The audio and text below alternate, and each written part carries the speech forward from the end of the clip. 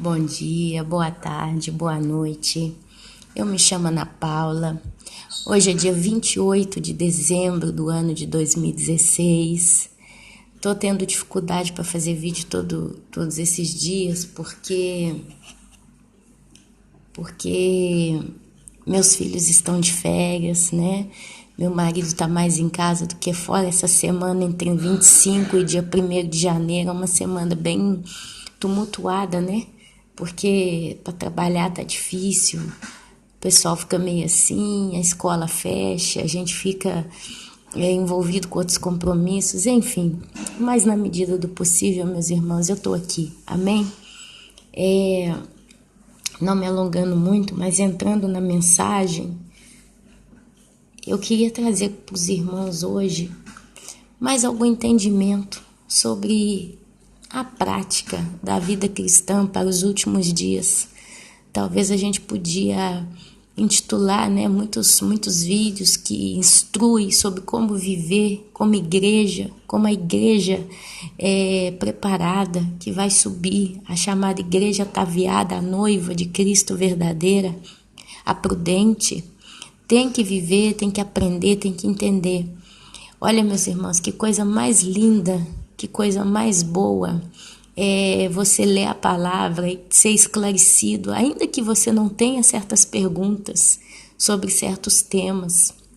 Como é bom você entender e interpretar a liberdade que Cristo deixou para nós. Viver pela graça é a coisa mais linda que podia acontecer com você. Porque nós vivemos em tempos difíceis, em que tudo tá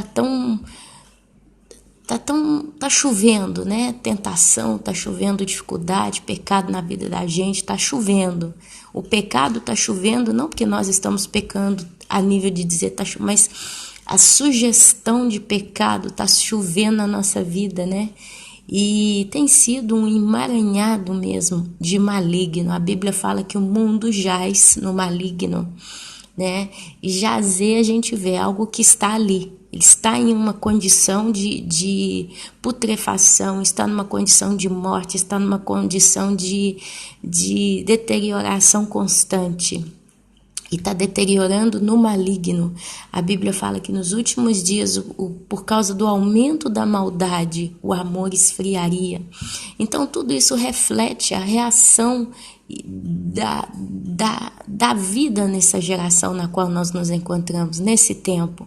2000 anos depois do nosso amado Cristo ter morrido naquela cruz, ter se fundado a igreja dos apóstolos, tinha pecado, tinha confusão, tinha bagunça, mas existia moral no meio do coração de muitos. Era mais fácil, né, viver em certos princípios. E nesses últimos dias a Bíblia declara: e por aumentar a maldade o amor se esfriou. Na época dos apóstolos teve a perseguição à igreja, depois passaram-se alguns séculos, veio a Inquisição da igreja romana em cima dos santos e por aí vai. Mas a nível mundial, dentro do número de povos que tinha na terra, ainda tinha muito princípio. A gente não tinha como alastrar tão facilmente o pecado. As pessoas que eram do bem, as pessoas que eram conservadoras pela boa índole, os bons costumes, elas conseguiam caminhar nessa boa índole, nesse bom costume a vida inteira, até a velhice, cresciam seus filhos, né? As crianças perdiam a inocência aí com 14, 15, 18 anos até, dependendo da onde ela vivia, com quem ela estava, a família na qual ela estava inserida. Não se falava de tudo, se falava aquilo que era determinado naquela determinada comunidade. Então nós tivemos princípios, né? O crescer à moda antiga, os valores dos nossos avós, muitas das vezes, cresceu uma geração de trabalhadores, não uma geração de vagabundos. Me perdoe a palavra vagabunda, mas é um substantivo, um adjetivo. O que é? É uma palavra que classifica uma categoria caracterial de pessoas na Terra. Hoje nós vemos uma geração cheia de diploma de faculdade, isso não é só no Brasil. Eu gostaria que quando os irmãos me ouvissem falar, não limitem só ao povo brasileiro. Eu falo a nível mundial porque eu procuro acompanhar o que está acontecendo a nível mundial. Então a minha visão é global quando eu falo certas coisas. Então nós temos uma geração diplomada, tá? E pessoas que, por exemplo, que não sabe lavar um copo, que não sabe ligar uma lâmpada, que não sabe consertar uma roda de uma bicicleta, que não pode machucar a mão. Outro dia eu estava ouvindo a expressão aqui na internet de homens de papel. Eu estava ouvindo essa expressão, eu não posso compartilhar esse vídeo aqui com os irmãos, porque no vídeo foi muito bacana, o cara defendendo Israel e tal, mas ele falava muito palavrão mesmo. Então não tem como eu compartilhar um negócio desse por aqui, é meio pesado demais, né? A gente tem que saber até a medir aquilo que o nosso ouvido escuta, apesar que eu ria, porque ele falava de modo muito cômico, né? Às vezes eu ria, certas coisas me faziam rir, com certeza faz rir a muitos. Mas ele chegou a comparar os homens machos a homens de papel, porque ele contou uma história que foi no barbeiro, né, cortar cabelo, e parece que ele tinha que aparar a barba também, fazer alguma coisa assim. Aí o barbeiro vira, podemos passar um creminho no seu rosto, um creme no seu cabelo? E aí ele começou a xingar o barbeiro, eu sou macho, rapá, eu sou macho. E aí falava palavrão, né? Você tá achando que eu sou de papel? É que minha mão tá cheia de calo. Já é um senhor esse moço. Minha mão tá cheia de calo. Não vou ficar aqui fazendo unha. Aí disse que olhou pro lado, tinha um homem já de seus 60 anos fazendo a unha. E aí ele desceu a crítica, né, nesse quadro. Mas por detrás dessa crítica tem uma base, tem uma realidade, né? Igual ele começou a falar sobre liberação ou não da arma, né, de uso de arma, porte de arma. A população que pode usar, ela pode se defender. A população desarmada, ela está completamente à mercê, né, dos bandidos, que o pessoal do ISIS, eles escapam para países que o povo é sem armas, é um povo desarmado, porque eles fazem o que quer, ninguém pode se defender, e por aí vai, né? Mas a realidade é que a geração que nós estamos hoje, né, é uma geração delicada mesmo. É uma geração que para conversar com ela, tem que tomar cuidado, senão vai ofender. Para pregar o evangelho tem que tomar cuidado, porque tem que falar na linguagem daquela pessoa, senão ela não entende. E aí a pessoa sai descarregando tudo que vem, né? É onde muitas chamadas igrejas estão aí criando boate gospel, negócio erótico gospel, e tudo gospel que eles arrumam. Eles botam o gospel na reta, na frente, justo para tentar alcançar o coração desse público, e virou um mercado. A palavra de Deus hoje na boca de muitos virou mercado, gosto para tudo, e nós temos que voltar às escrituras. Se você que está aí me ouvindo é jovem, é velho, é criança, é adolescente, o evangelho é o mesmo. O evangelho é o mesmo evangelho que uma pessoa de 90 anos escuta, ainda que seja a primeira vez. O modo como ele é pregado, falado, tem que ser o mesmo que o jovem escuta, que o adulto escuta, que a criança escuta. A gente não pode querer arranjar as coisas para chegar ao coração. Tanto também porque a palavra diz que quem convence o homem do pecado é o Espírito Santo. E se é ele que convence o homem do pecado e do juízo, por que eu vou querer adaptar o evangelho para o seu gosto? Justo? E aqui, meus amados, voltando às escrituras, eu estava lendo aqui no livro de Atos, capítulo 15, algo mais ou menos que traz um pouco esse entendimento para nós. Eu, Ana Paula, eu entendo a seguinte coisa. Lá no Jardim do Éden, Deus criou um homem e uma mulher. Eles procriaram e geraram os filhos de Adão. Nesses filhos de Adão, nessa população mundial que foi se formando, veio Abraão. Não sei por qual motivo Deus escolheu Abraão. Não sei por qual motivo Deus escolheu Davi, escolheu você, escolheu a mim. Um motivo que a gente sabe, quando ele escolhe Jesus Cristo para também o servir, é porque ele era o unigênito dos seus filhos. Saído dele de modo... Jesus é Deus. Então Jesus, quando ele veio no mundo, ele não veio como um homem natural, como eu e você. Ele foi gerado no útero de Maria pelo próprio Espírito Santo, não teve semente de homem macho, não teve espermatozoide masculino juntando com o óvulo de Maria, mas foi um óvulo, um receptor, e foi um espermatozoide santo que gerou aquele feto, gerou aquele bebê, gerou Jesus. Jesus é o Filho de Deus em todos os sentidos e 100%. Então nós não somos, sim, nós passamos a ser filhos adotivos. Ele é o primogênito e é o unigênito. Nós somos o resto dos filhos que foram sendo adotados. Então tem Abraão, que o nosso Senhor Deus escolhe. Abraão era um homem manso, é um homem humilde, foi chamado amigo de Deus. Deus viu em Abraão algo que só ele sabe o que viu, mas foi o próprio Deus que o criou, né? E foi o próprio Deus que o convenceu, o atraiu e o deu força para fazer tudo que ele fez na vida dele. E quando Deus escolheu Abraão, Deus prometeu para Abraão 2 gerações, 2 povos distintos. Um povo de descendência da terra e um povo descendência do céu. Deus vira para Abraão e fala assim: você pode contar os grãos de areia que estão na sua mão, que estão no mar, que estão por toda parte? Ele disse: não, meu Senhor. Agora olhe para o céu, veja as estrelas do céu.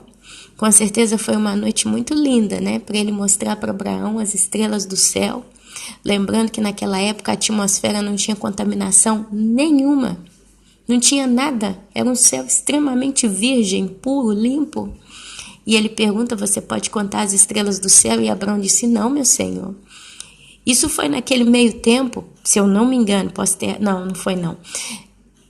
Foi quando ele prometeu um filho, né? Eu só sei que ele vira para Abraão e diz: eu vou te dar um povo. Eu vou te dar um povo mais numeroso do que a areia do mar e mais numeroso, incontável como as estrelas do céu. Ele promete 2 povos para Abraão. Nós somos filhos de Abraão. Porque se você vai lendo a palavra de Deus, você vê o povo de Israel, digamos assim, os judeus. E a Bíblia fala que eles vão herdar, né, o trono de Davi, a Bíblia fala do milênio, a Bíblia fala de todas as promessas para o povo judeu na terra, desde quando eles começaram. A Bíblia fala deles chegarem numa terra que manava leite e mel. A Bíblia fala que eles não iriam mais, no futuro, construir uma casa para passar para outros, mas ela ia ser perpétua para eles, né? E por aí vai. Vocês têm que ler ali os profetas, quando eles trazem as profecias para o povo de Israel. Quando ele fala que todo o povo de Israel será salvo, que ele fala que ele vai escrever na tábua do coração do seu povo o evangelho, a lei, a palavra, e por aí vai. E por aí vai. E depois você vê o nascimento, o surgimento da igreja. E para a igreja, que é o povo de Cristo, descendência do sacrifício de Cristo, nasce ali, quando o nosso amado Senhor Jesus morre na cruz. Você vê então promessas no céu. Fala da herança no céu, fala da coroa, das coroas, dos galardões, do governo celestial e por aí vai. Então, quando Deus escolhe o povo, a descendência terrestre, ele leva esse povo para o Egito, ele deixa esse povo crescer no Egito. Esse povo fica muito grande. O faraó, não sabendo mais a história, né, de José, de Jacó e tudo que aconteceu, ele simplesmente vê uma multidão de judeus e ele fala: esse povo tem que ser controlado, senão eles vão nos governar daqui a pouco.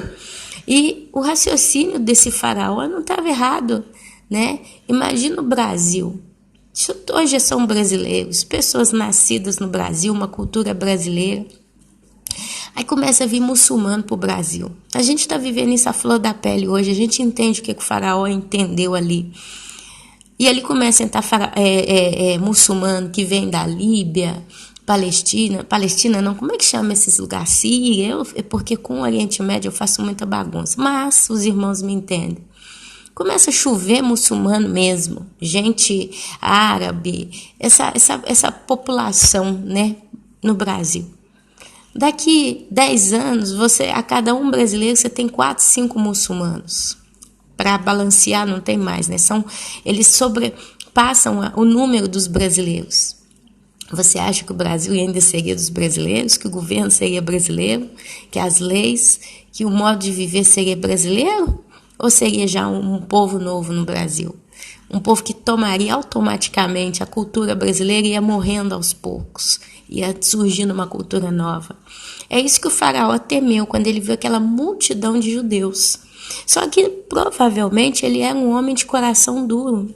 Ele não era um homem predisposto a se render ao Deus dos judeus, a ponto que Moisés ele vai operando ali naquela terra tantos prodígios, milagres e maravilhas, sinais, rãs, mar vermelho, né, os rios ficam de sangue, o mar se abre e tantas coisas, vêm as pragas do Egito. A Bíblia fala que Deus endureceu o coração do faraó. Alguém diria, então Deus ele endurece ou amolece o coração de alguém? Então como que eu posso me converter a Deus? Ou como que eu posso controlar a minha maldade? Se é Deus que endurece ou não meu coração? A Bíblia fala que Deus não tenta ninguém. Deus ele não tenta a ninguém, porque ele não pode ser tentado pelo pecado. Para Deus ter a intenção malévola, né, de tentar uma pessoa a fazer a maldade, ele teria que então estar também fazendo maldade, porque se eu vou tentar uma pessoa a pecar é porque eu vou ter prazer no pecado, eu vou estar praticando o pecado, porque se eu faço você pecar, eu estou pecando automaticamente. Então, se Deus tivesse no seu coração esse princípio, esse caráter, ele automaticamente estaria pecando. E a Bíblia fala que ele é santo, que ele não pode pecar. O mal não habita nele. Ele não pode nem contemplar o mal, portanto que ele é santo. Então, o que ele fez com Faraó? Eu acredito, meus amados, meus queridos, eu acredito que ele simplesmente ele simplesmente entregou o coração do Faraó à sua própria concupiscência. Entendeu? Tipo, você quer ser mal, você regozija na perversidade. Eu sou o Deus que posso te convencer do pecado e do juízo. Eu posso, através do Espírito Santo, eu posso convencer você. Mas você quer pecar, você quer praticar o mal. Eu não vou fazer nada. Eu vou deixar você entregue na sua própria concupiscência. É aí que a gente precisa, meus amados, do discernimento que vem do Espírito Santo quando a gente lê a palavra. Porque, infelizmente, o inimigo também está aí te rodeando. E ele pode soprar na sua cabeça, no seu entendimento, a palavra distorcida. Quando a gente lê lá, Deus endureceu o coração de Faraó, a gente tende a entender que Deus é que fez o Faraó ficar mais terrível do que ele já era, como se ele tivesse simplesmente induzido o Faraó a fazer a maldade com o povo de Israel. Mas a realidade é que Deus simplesmente não fez nada ao coração do Faraó. Deus ele não trouxe, por exemplo, um exemplo bom que eu posso trazer aqui é Nabucodonosor. Nabucodonosor também era um rei mau, digamos assim, um rei orgulhoso de si mesmo. Era potente, conquistou muitas terras, muitos povos, era vaidoso. Mas Deus não endureceu o coração de Nabucodonosor, pelo contrário, ele usou o profeta Daniel para trabalhar o coração de Nabucodonosor. Daniel ia traduzindo sonhos e Deus deu sonhos para Nabucodonosor e Daniel interpretou os sonhos.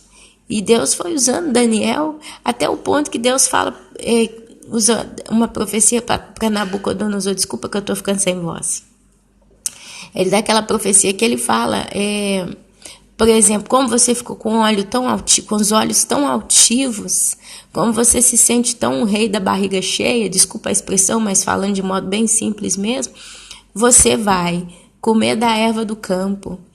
E o céu vai ser a sua coberta e vai crescer pelos e você vai ficar todo esquisito até você reconhecer que eu sou Deus. Eu é que te dei tudo que você teve.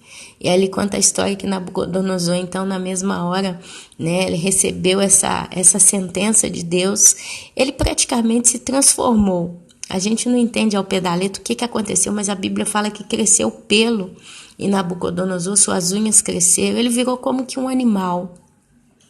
E ele foi viver na floresta. Eu não me lembro por quanto tempo.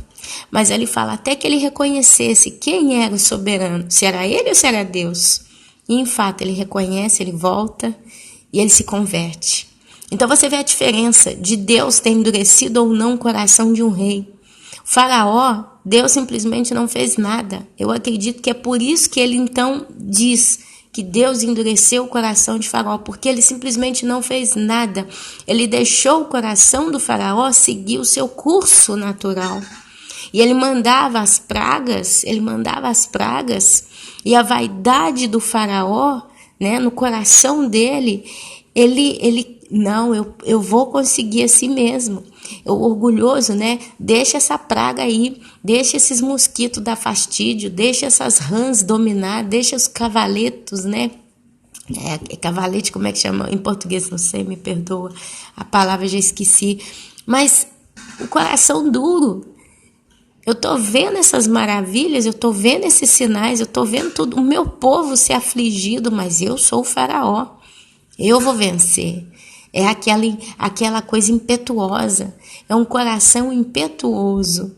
Então eu acredito que quando a Bíblia fala que Deus endureceu o coração dele, na realidade Deus simplesmente deixou ele seguir o curso natural.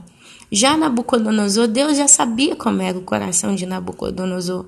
Era um coração que, por mais que praticou a maldade através do seu orgulho e fez o que fez, era um coração que no final iria reconhecer que existia um poder mais soberano do que o dele.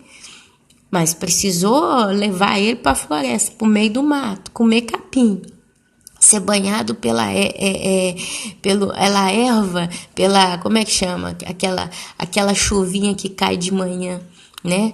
Aquela chuvinha fria, fina e fria que cai de manhã, o orvalho, né? Mas, no final, o coração do Nabucodonosor se inclinou para Deus. Então, meus amados, quando Deus chama Abraão, né? Deus traz Abraão, depois Deus traz o povo no Egito, o povo de Israel. O coração do faraó é duro, Deus usa o faraó como instrumento para mostrar a sua glória e o seu poder para o povo de Israel, porque dá a entender que o povo simplesmente não conhecia tão bem a Deus. Sabia alguma coisinha lá vinda de José, de Jacó, mas nada de tão... Era um povo sem ser um povo. Eles eram um povo sem ser um povo. Eles eram escravos. Escravo não é um povo, escravo é escravo. Você pode ter escravos africanos, escravos indianos numa população. Por exemplo, quando eles dominaram a terra dos Estados Unidos, eu não acredito que tinha só escravo indiano, população daquela terra. Tinham escravos vindos da África também. E provavelmente no quadro da formação da população dos Estados Unidos, quando começou, você tinha ali a colonização espanhola e de outros povos europeus trazendo africanos e encontrando os indianos da terra. E você vê a colonização europeia subjugando os escravos africanos e indianos. Então, provavelmente, lado a lado, teve indiano e africano na mesma condição, escrava, morrendo como escravos. Então, não é um povo, são escravos. E Deus, então, compadece, depois de 400 anos, Deus se compadece, já tinha um número formidável aos olhos de Deus, então Deus usa a Moisés, instrumento de Deus, um homem muito paciente, tolerante, e Deus o usa para tirar aquele povo. E ali levando esse povo para o deserto, eu ouvi, não sei se isso é fato, se isso é comprovado historicamente, mas eu repito certas informações que eu escuto. Ouvi ontem alguém dizendo que era para eles ficarem somente 11 dias no deserto. Se fosse o povo que obedecesse e temesse a Deus como Deus gostaria, ele iria cruzar aquele povo, todo aquele deserto até a terra prometida em 11 dias. Mas como foi um povo que se rebelou contra Deus, o coração endureceu, ficaram 40 anos. Mas, nesses 40 anos, nesse tempo, o que acontece? Deus dá a lei para eles. E Deus, então, traz a lei para o povo judeu. E aqueles escravos que eram nada, eram ninguém, se tornam o chamado povo de Deus. São os judeus, povo escolhido por Deus. é o povo de Deus, herdou a terra prometida.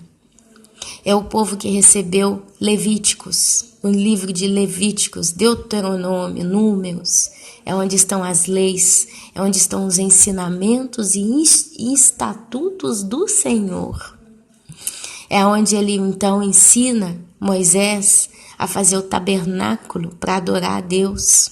É onde ele ensina Moisés a levantar levitas, sacerdotes e por aí vai. E ali ele ensina a Moisés a separar o povo nas 12 tribos, e cada tribo era subdividida em pequenos grupos, e a cada grupo tinha um líder, e ali teve toda uma hierarquia de organização política, digamos assim, no meio do povo de Deus. Deus os governava, Deus era o seu rei. Então ele institui juízes para trabalhar naquele povo. E aí vem a chamada lei, a lei de Deus, também às vezes chamada a lei de Moisés. E aquele povo então vão vivendo, seguindo ou não a lei. Essa lei é dura, essa lei, como diz o apóstolo Paulo, ela revela o pecado do homem. É pela lei que ele sabe o que é certo aos olhos de Deus ou aos olhos da lei, o que é errado. E ali vem a tradição judaica. E ali vem a vida de um povo judeu, um povo judaico, que seguem a lei de Deus, ou a lei de Moisés, encontrada no chamado Pentateuco, que são os 5 primeiros livros do Velho Testamento. Amém? E olha só o que acontece. Vem a igreja, nasce a igreja de Cristo. Cristo se vai para o céu para nos preparar a morada, vem o Espírito Santo para não nos deixar órfãos, vem os apóstolos que andaram lado a lado com Cristo, aprenderam todo o ministério com ele pessoalmente, e depois o próprio Espírito Santo ainda os ensina muito mais, e eles começam a se espalhar por todo o território. Vem o apóstolo Paulo, apóstolo dos gentios, e com ele uma comissão de outros homens tementes a Deus, e ali começa então o trabalho da igreja. É onde nasce um segundo povo na terra, povo eleito por Deus, através do sangue de Jesus. Um povo, uma geração mais numerosa do que as estrelas do céu. É a segunda leva, é a segunda turminha que apartene, que pertence a essa geração que Deus prometeu para o nosso pai Abraão. Nós somos enxertados na figueira, porque Cristo vem da figueira, Cristo vem do povo judeu, humanamente falando, descendente de Davi. E nós somos enxertados na figueira porque a igreja vem do povo judeu. Se você ler aqui o Novo Testamento, os apóstolos eram todos judeus. E eles ensinaram, e eles trabalharam no início a igreja de um povo judeu. E dali, como eles foram tanto também sendo expulsos do meio dos judeus, eles tiveram que ir para os gentios, que é o caso do apóstolo Paulo, é onde então se constituiu os gentios. E ali você vê então as 2 gerações prometidas para o pai Abraão, mais incontável do que a areia do mar, mais incontável do que as estrelas do céu. Aleluia. E aí a gente cai aqui no livro de Atos, que retrata muito os nossos dias. E eu vou conversando com os irmãos, vocês vão entender isso. Olha só. A controvérsia sobre a circuncisão de gentios. Atos, capítulo 15, versículo 1. Alguns indivíduos que desceram da Judéia, ensinavam aos irmãos: se não vos circuncidades segundo o costume de Moisés, não podeis ser salvos. O que é a circuncisão? É pegar, é difícil, né? É chato explicar isso, mas eles cortavam um pedaço o prepúsculo, como é que chama? Eles puxavam a carne do órgão genital do homem, tento falar aqui, do pinto do homem. Eles pegam um pedaço daquela carne e pum, corta. Olha, meus irmãos, se me pegasse um pedaço do dedinho meu do pé e já cortasse, eu ia sentir a dor das estrelas. Imagina lá, né, no lugar lá do homem.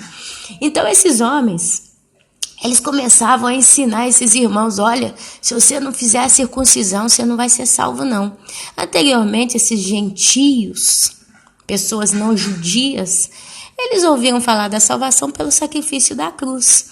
Mas apareceram esses aqui da Judéia, esses homens judeus, costumes judeus, que seguiam a lei de Moisés, começaram a falar, se você não cortar lá, você não vai ser salvo não. E olha só o que isso acontece. Tendo havido da parte de Paulo e Barnabé contenda e não pequena discussão com eles, resolveram que esses dois e alguns outros dentre eles subissem então a Jerusalém, aos apóstolos e presbíteros com respeito a essa questão. Porque os caras estavam falando, vocês têm que cortar um pedacinho lá da carninha lá de baixo, que se vocês não cortar aqui, era doloroso, com certeza, né? E o povo ficava, os homens estavam desesperados, o povo estava ficando, né? Uau, meu Deus, e agora? Imagina, pegando criança de 15, 14, 18 anos, cortando os bichinhos, né? Tadinho.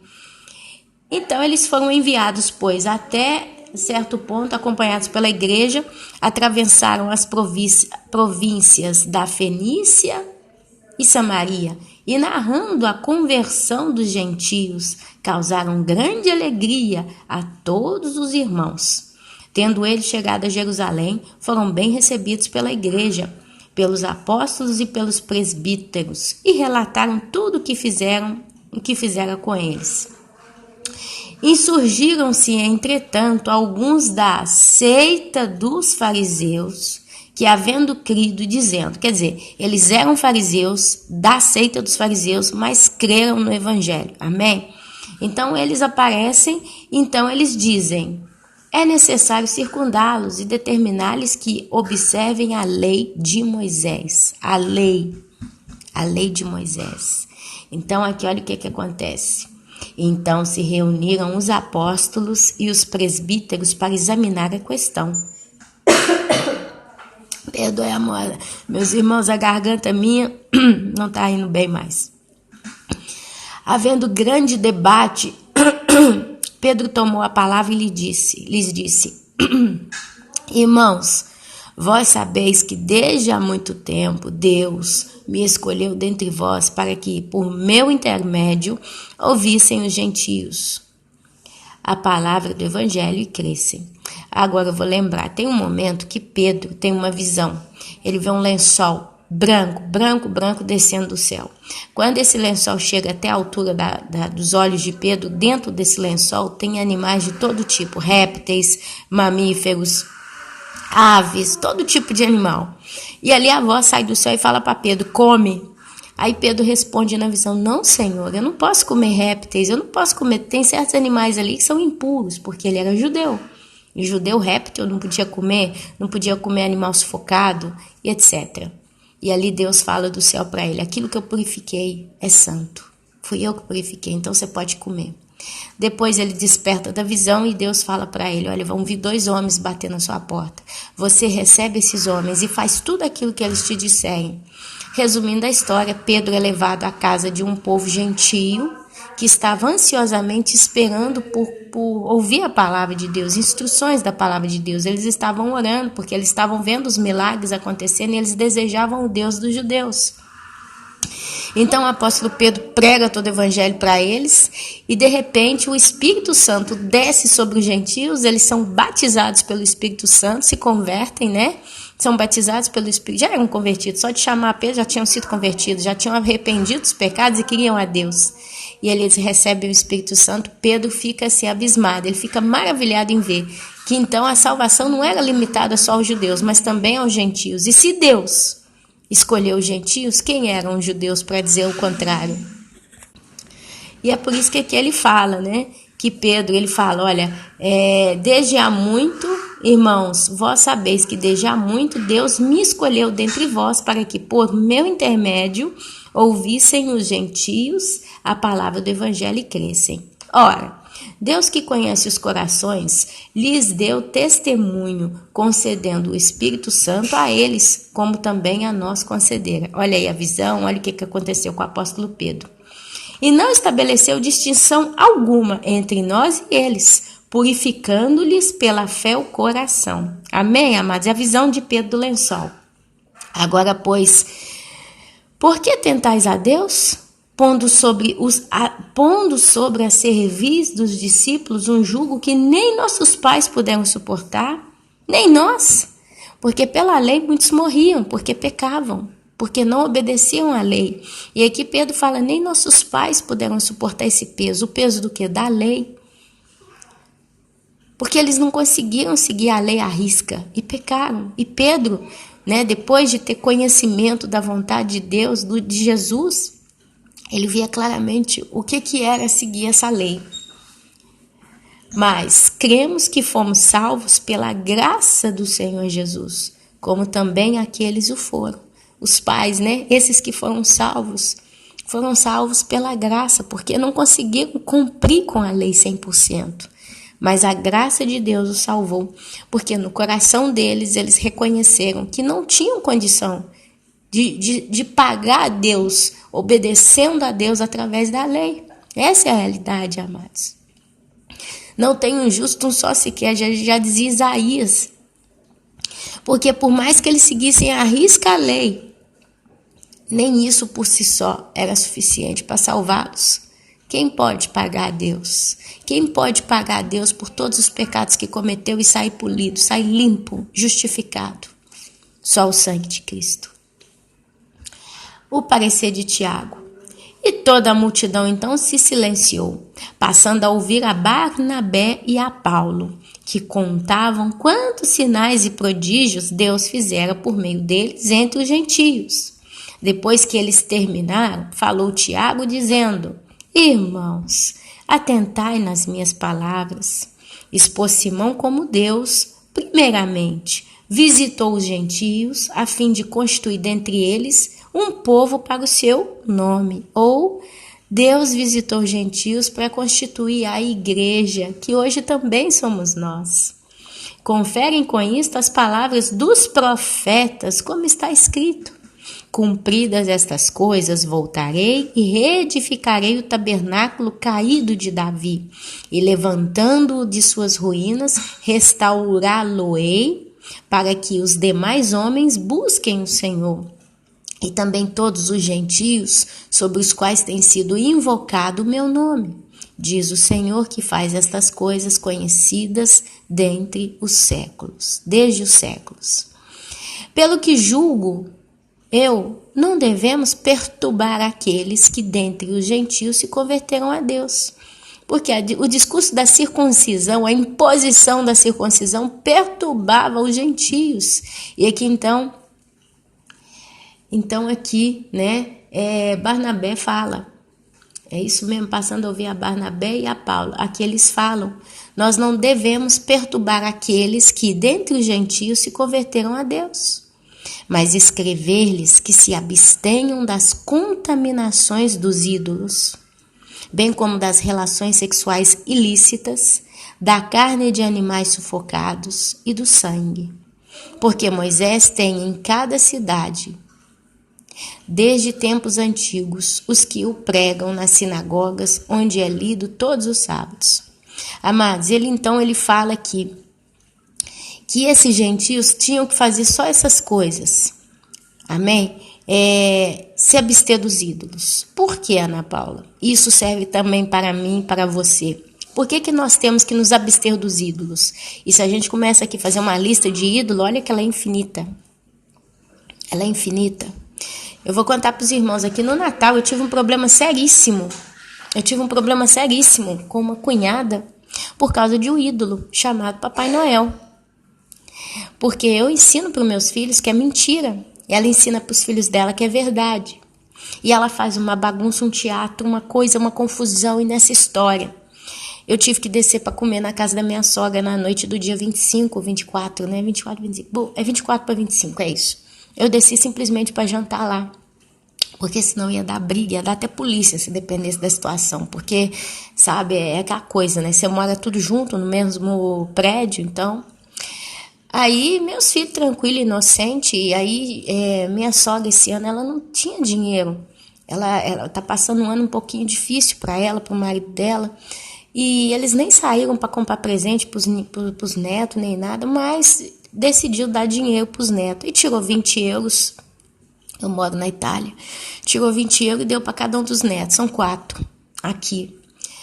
A menina da minha cunhada, quando pega a nota, começa a dar escândalo, espetáculo, chorava, gritava, esmurrava, brigava. Cadê meu presente? Que eu quero que Papai Noel me traz o brinquedo, que isso não é presente, não sei. E a mãe dela, em vez de quietar a situação de um modo, né, coerente e educando a menina, começa a consolar a menina, faz sinal pro pai para ir lá dentro do quarto vestir de Papai Noel. O pai levanta, vai lá, se veste de Papai Noel e entra pela porta da cozinha fazendo rou, rou, rou. A menina olha pro vô, ele tinha se vestido ele colocou um giboto, um capoto, um casaco, a palavra em português, azul marinho. Ela bate o olho, você não é Papai Noel, você é o meu avô e não sei o quê. E começou a fazer uma bagunça xingando e olhava assim. Ele vai dar de novo a nota de 20 euros pra menina. Ah, pra quê? A casa caiu, a menina fazendo um espetáculo, uma gritaria, uma choradeira, uma baixaria. Meus filhos caladinhos, a gente ali sentado vendo o espetáculo da noite. Ali minha cunhada começa a ficar nervosa, começa a ficar invocada, que é troço todo, e a gente quietinho, ninguém falando nada. Aí ela vai, meu sogro sai, né, diz que vai embora, ela, vamos ver a rena do Natal, que ele tá saindo com a rena do Natal. Aí fecha a porta e faz de conta que a porta não abria por causa da magia da rena que estava voando pro céu. Olha que loucura.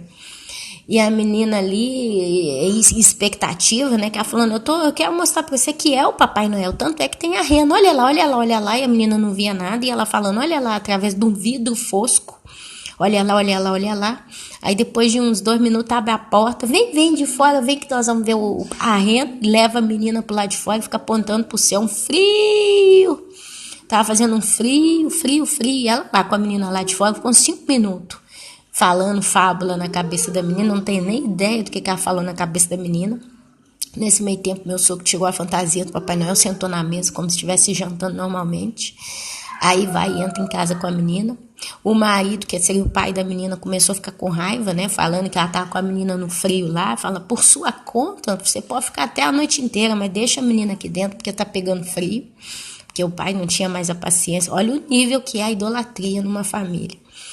Aí a menina chorando, gritando, sentou na cadeira chorando, porque ela não viu rena. Ela falou que tinha rena, não tinha rena, a menina começa a chorar. Aí ela entra lá pra dentro do quarto, pega, veste a menina de Papai Noel, brincando com a menina, tentando distrair. Em vez de corrigir, não, distraindo a menina. Eu já tinha dado um tapa na cara da menina há muito tempo, pra calar a boca, porque tava fazendo um espetáculo, um negócio horroroso. Ela leva a menina lá pra dentro, veste a de Papai Noel e entra com a menina, tanã, né, pra fazer de conta que era o Papai Noel, fazendo a cabeça da menina, e a menina acreditando.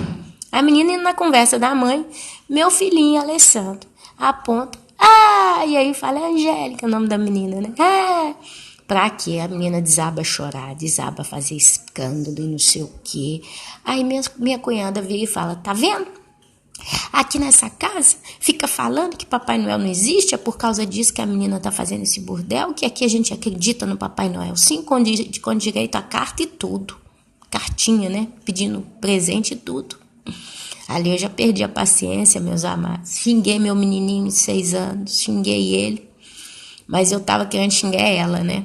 Mas xinguei meu menininho e dei um tapinha na cara do meu menino. Olha que nível que nós chegamos. O pai da menina viu tudo, minha sogra viu tudo. Eles ficaram bem sentidos. Depois eu peguei meu menino, trouxe para casa, abracei e pedi perdão para ele, porque foi uma cena terrível. E dali para mim acabou, né? Acabou porque, graças a Deus, diante dessa desgraça toda, agora nos próximos dias tem uma festa, chama Befana, é a bruxa boa. Essa Befana, ela traz a meia. Os irmãos vão associar essa outra idolatria. Nos Estados Unidos, eles penduram meias nas lareiras. Aqui na Itália celebra isso também. A tradição conta que se a criança se comporta bem, dentro da meia tem presente, bala, chocolate, brinquedo. Mas se a criança se comporta mal, tem carvão. Quando eu ouvi essa tradição no início, eu falei, carvão, bu. Hoje, entendendo como é que eram as tradições pagãs, eu me lembrei de Moloque. E as crianças eram oferecidas ao deus Moloque, queimadas vivas. Então esse carvão, meus amados, não é uma ameaça, Tipo assim, se você não se comportar bem, tem carvão. Carvão me associa a quê? A queimar. Então, olha quanta desgraça, quanta maldição nessas coisas. E eles celebram aqui na minha sogra. E eu já decidi que eu vou dizer que esse ano é idolatria. E nessa brincadeira toda eu já cortei. Esse ano eu não sou mais obrigada a descer para casa dela para jantar lá nessas festas. Porque diante dessa explosão que teve agora, esse problemado todo, nessa bagunça toda, eu não sou mais obrigada a ir. Porque agora eu tenho, graças a Deus, diante da confusão que eu passei, né? Assim, a gente cai de paraquedas na situação para conviver em família. Isso aconteceu, acredito que 90% dos irmãos que estão aqui me escutando, a gente, para evitar briga, evitar coisa pesada, a gente acaba cedendo e indo, pelo menos, participar da janta, da ceia. Apesar da gente, né, muitos de nós não fazermos nada do Natal, ou muitos fazerem tudo, enfim, né, fizeram tudo errado, vestiram malamente o moço lá e tudo, a menina é pirracenta, é mimada, descarrega na gente a culpa, e eu já, depois disso eu tô livre, porque agora quando vier falar, agora no dia dessa bruxa boa, que nós vamos fazer a janta, eu já falo, não, eu não venho. Ah, mas por que não? Porque eu não tô mais envolvida nem com ceia de Natal, nem festa, de nada de coisa do gênero, porque eu não quero dar um outro tapa no rostinho do meu filho. Acabou o problema. Mas olha só, por que é perigoso se envolver com a idolatria? Ah, então você se envolveu com a idolatria? Não, de modo nenhum. Eu repudio a idolatria com toda a minha força, sempre. Mas eles, idólatras a um Papai Noel, que não tem nada a ver com a nossa crença, né? Envolvidos com santos, envolvidos, eu vi muito, observei aqui, a figura mais chamada para eles no Natal, e isso é no mundo, é Papai Noel e Maria. Cristo onde é que está? Não tem próprio, nem é Cristo, é o menino Jesus. Olha que coisa louca. Então a gente vê quando Deus fala que nós temos que nos abster das contaminações dos ídolos. Tudo que é idolatria, meus amados. Tudo que não presta, a gente tem que começar a estudar. Eu espero de coração que tenha sido o último Natal meu nessa terra e o seu. Porque pelo menos para o próximo ano a gente não vai precisar se misturar, se sujar, se manchar com os ímpios. Por mais que a gente não queira, a gente está sempre constreito a estar no meio desse povo. Mas a gente não tem que passar por mais essa, né? E que o Senhor nos lave, nos proteja, nos perdoe, nos dê livramento mesmo. Porque a coisa é terrível. A idolatria é a causa da desgraça do mundo que jaz no maligno. Porque se os homens, em vez de buscar os seus ídolos, buscassem ao Deus verdadeiro de Isaac, de Abraão e de Jacó, esse mundo estaria uma maravilha, né? Então sai daí, bem como as relações sexuais ilícitas, todo mundo sabe o que é isso, fora do casamento, né? Ou qualquer coisa abominável, da carne de animais sufocados. Por que, Ana Paula, uma pessoa não pode comer carne de um animal sufocado? Porque um animal, quando ele é sufocado, ele morre sufocado, os músculos deste animal enchem de sangue. Então você come carne com sangue. E é tão certo que depois ele fala aqui, ó, e do sangue. Por que, Ana Paula, então, eu não posso comer carne com sangue? Outro dia eu fiz aqui em casa linguiça. Fiz a linguiça e aí conversando mostrei e tal, uma irmã me falou, eu faço chouriço. E a gente começou a conversar sobre isso, eu falei, olha, eu acho que é errado você comer chouriço. E eu perguntei, o que é o chouriço? Porque eu sei que existe, mas não sei o que é exatamente, eu nunca comi.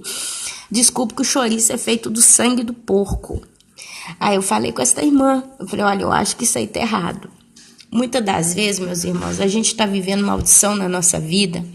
Muitas das vezes a gente está vivendo enfermidade na nossa vida, no nosso corpo, na nossa família. Tem problemas que a gente não consegue entender por quê. Às vezes é porque a gente está comendo coisas que não devem ser comidas. Porque o sangue é vida. No frigir dos ovos, o sangue é simplesmente vida. Tanto é que quando Cristo morre, o que ele derrama na cruz? O sangue dele. Quando ele faz a ceia com os apóstolos, ele diz, tomai do meu sangue e lembrai, né, do meu sacrifício na cruz, que é derramado por vós. Então o sangue ele é precioso aos olhos de Deus. E se você vê a coisa do sangue é tão séria, que os próprios ocultistas, eles derramam sangue à torta e à direita, fazem os seus sacrifícios de sangue para receber poder dos exuns, dos demônios, dos espíritos imundos, tudo à base do sangue. Então nós, como cristãos e noiva de Cristo, nós não devemos comer nada com sangue. Então aquele bife que eu gosto de comer cru, né, mal passado, então tem que cortar? De preferência sim. Você não deve comer carne com sangue, amém? Isso aqui é uma coisa dada pelo apóstolo. Porque Moisés tem em cada cidade, desde tempos antigos, que o pregam nas sinagogas, onde é lido todos os sábados. Então ele aqui fala daqueles que seguem a lei e daqueles que seguem a graça de Cristo. Então, amados, pareceu bem aos apóstolos e aos presbíteros, com toda a igreja, tendo elegido homens dentre eles, enviá-los juntamente com Paulo e Barnabé. A Antioquia foram Judas, chamado Barsabás, e Silas, homens notáveis entre os irmãos, escrevendo por meio deles, por mão deles. Os irmãos, tanto os apóstolos como os presbíteros, aos irmãos dentre os gentios de Antioquia, Síria e Cilícia. Saudações. Visto sabermos que alguns que saíram entre nós, sem nenhuma autorização, vos têm perturbado com palavras, transtornando a vossa alma, dando fastídio mesmo, olha só.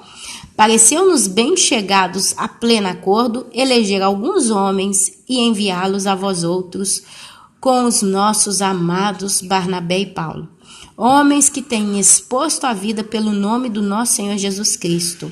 Enviamos, portanto, Judas e Silas, os quais pessoalmente vos dirão também estas coisas, pois pareceu bem ao Espírito Santo e a nós não vos impor maior encargo, além destas coisas essenciais, que vos abstenhais das coisas sacrificadas a ídolos, bem como do sangue, da carne de animais sufocados e das relações sexuais ilícitas.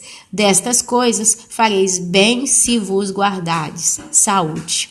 Saudação, né? Faremos bem, porque todas essas coisas trazem pecado para o nosso corpo, para a nossa vida, nos afastam de Deus, nos afastam da comunhão com Deus, no final do frigir dos ovos aqui. E aqui eu leio só mais um pedacinho, porque aqui eu achei uma outra coisa, justo para tirar uma dúvida que às vezes a gente tem, né? Se diz que João Batista foi o último que profetizou, foi o último profeta, depois dele não tem mais. A própria Bíblia fala, né? João Batista, o último profeta. Mas olha aqui, sempre em Atos capítulo 15, continuando aqui no versículo 30, e só para dar uma base aqui.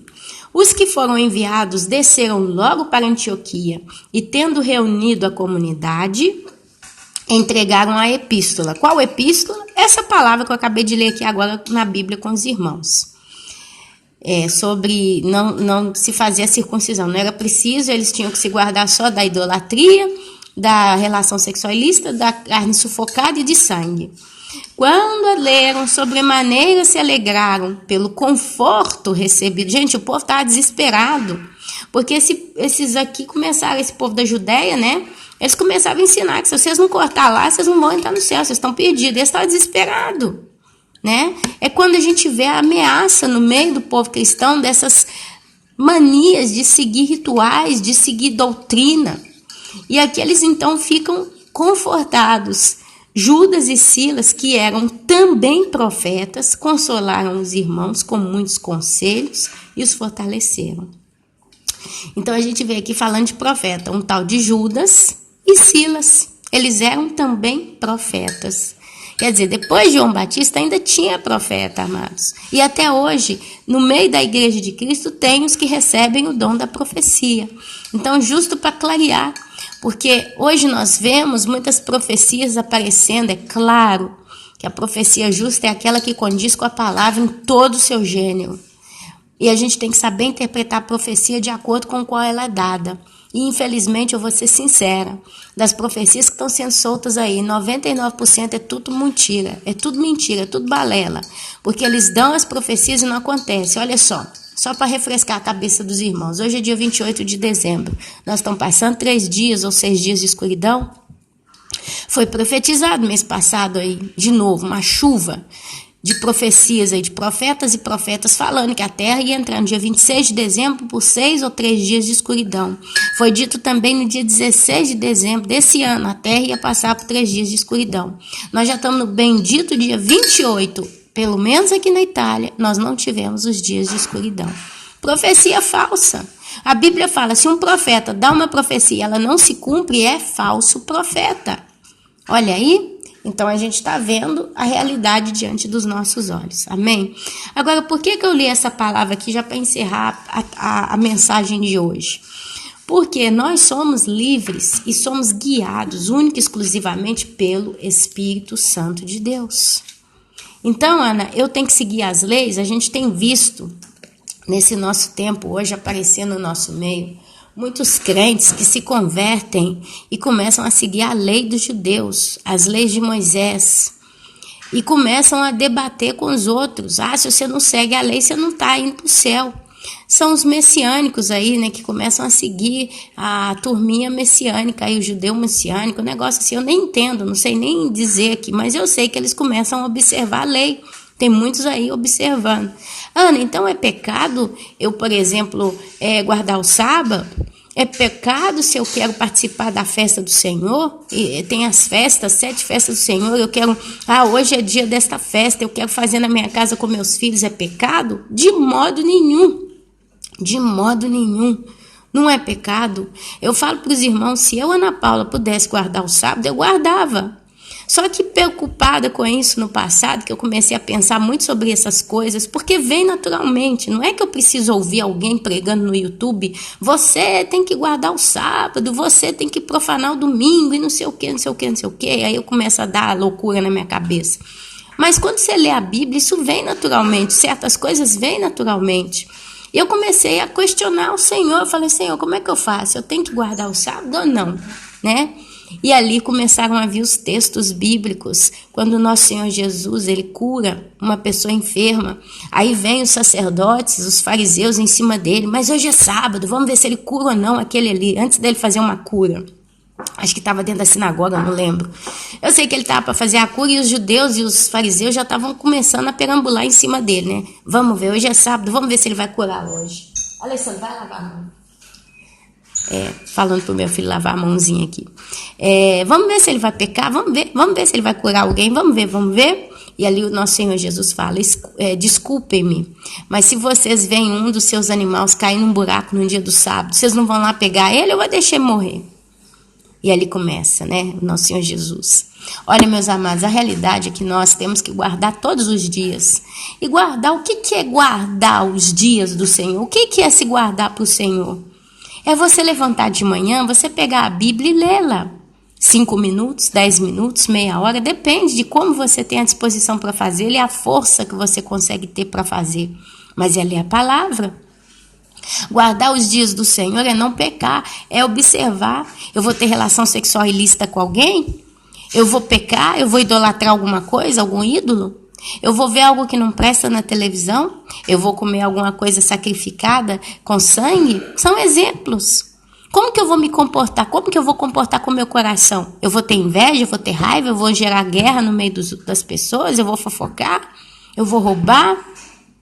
Se você começa a tirar da sua vida esses pecados que a Bíblia nos traz muito bem, você começa a tirar da sua vida tudo que não presta, você está guardado 100% para o Senhor. Então não é o sábado, ou o domingo, ou a terça, ou a quarta, ou a segunda, ou a quinta, ou a sexta. Não é isso. É você. A circuncisão é no nosso coração. É quando a gente se separa do mundo. É quando a gente já não mais segue os hábitos e os costumes do mundo. É quando você nega tudo aquilo que é anátema a Deus.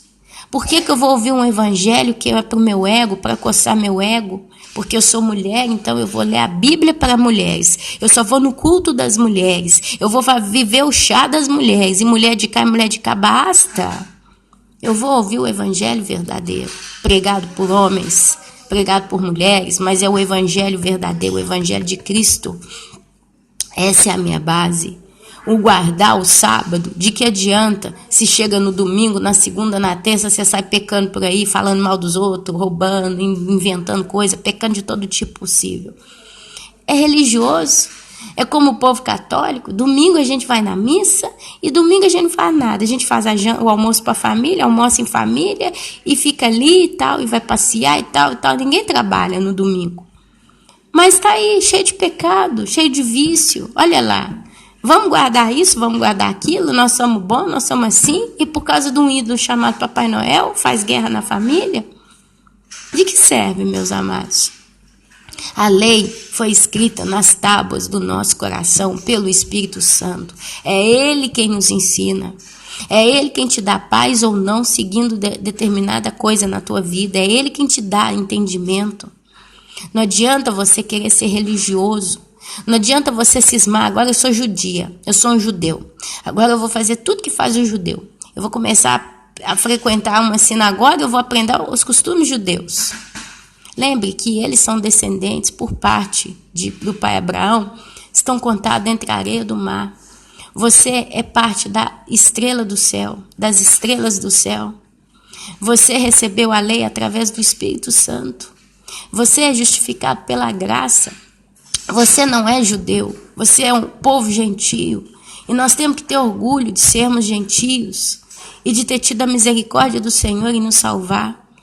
Nós temos que seguir a palavra de Deus que nos foi dada. Essa é a palavra, o Evangelho de Cristo. Nós temos que ler o Velho Testamento. Nós temos que ler a Bíblia inteira. Isso é o que é para nós. Nós não temos que nos apegar só ao Pentateuco e ficar naqueles 5 primeiros livros da vida e acabar. Bastou, não passo daqui. Mas nós temos que chegar a Cristo. Nós temos que chegar aos profetas. Nós temos que chegar aos evangelhos. A igreja de Cristo é ensinada pelo Espírito Santo. Você quer guardar o sábado? Você tem como guardar o seu sábado? Faça então do seu sábado um dia ainda mais especial do que o dos outros. Mais especial, mas não que os outros dias não vão ser especiais para Deus. Eu, Ana Paula, se eu pudesse pegar o dia de sábado e sair para um lugar e fazer um retiro espiritual, eu e Deus, eu faria. Se tivesse alguns irmãos, que coisa linda seria. No sábado de manhã, pegar aí e ficar ali até a noitinha, orando, louvando o nosso bom Deus, glorificando, estudando a palavra. Mas eu não tenho como. Então eu estou em pecado, eu não vou para o céu? De modo nenhum, porque eu guardo o retiro no meu coração. Eu estou aqui agora. Hoje é terça, quarta, que dia que é hoje da semana? Eu nem sei. Eu fico assim. Hoje é quarta-feira. Eu estou aqui a manhã inteira já guardando com o Senhor as coisas do Senhor junto com os irmãos. Olha que coisa linda. Podia estar limpando casa, podia estar fazendo tanta coisa. Mas hoje eu falei, eu quero pôr um vídeo no YouTube. Eu preciso compartilhar essa palavra com os irmãos. Isso também é guardar as coisas do Senhor. Porque enquanto eu estou aqui meditando e você está ouvindo, você não está, nem eu nem você estamos pecando. Mas nós estamos crescendo na graça diante dos olhos do Pai. Olha que coisa linda. Não vou provocar Deus. Não vou no supermercado agora comprar um bife bem cheio de sangue, cozinhar ele aqui e vou comer ele. Eu não vou fazer isso, porque eu nem me sinto de fazer isso, não gosto. Eu vou evitar tanta coisa na minha vida. Mas sobre as leis de Moisés, se você quer guardar alguma coisa, guarde, mas não anule o que o Senhor Jesus Cristo nos ensinou. Se eu pudesse, meus irmãos, eu participaria de todas as festas judaicas. Se eu, Ana Paula, pudesse. Eu amo o povo judeu.